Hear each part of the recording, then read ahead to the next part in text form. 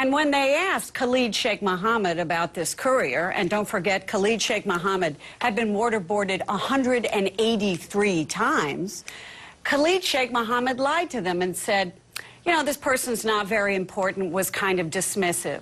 From other information the CIA had, they knew that Khalid Sheikh Mohammed and another high-level detainee were both lying about this courier.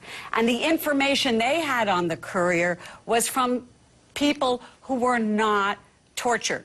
They got information from them through other methods. And so when you talk to people inside the administration, they say the alerting factor to us was a lie.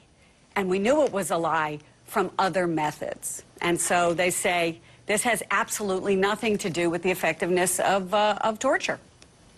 Brandon Neely was a guard at Guantanamo, and he says he saw hellish treatment of detainees there. Brandon Neely joins me now. Brandon, when you hear the president talk about the morality of not releasing this picture, of doing the right thing, it's not what America does. What is your take, given you were at Guantanamo watching and witnessing some pretty outrageous stuff being carried out in America's name? Well, I can understand him not releasing the photo. At the same time, I think that the victims of the 9/11 family should have the opportunity, if possible, to view the photos in a confidential or secret way, if they can. But in relation to what you witnessed, I mean, you saw, I would argue, from what I've read of your testimony before, flagrant abuses of the Geneva Convention and of justice, didn't you? Yeah, so when I was at Guantanamo, I saw a lot of abuse that took place at the hands of the Internal Reaction Force team there at Guantanamo Bay. In the early days, there was an incident that happened on Bravo Block, which a detainee the Internal Reaction Force team was called in, and they opened the cell door, and the Internal Reaction Force team took him down, beat him up, hit and punched him, hog-tied him, and left him there. He actually had to be taken from an ambulance to the main hospital there on Guantanamo Bay. And you know, this detainee now has been cleared, and he's innocent, and he's out. He actually, since he's been released, he's had medical treatment and surgery due to that Irving incident that day.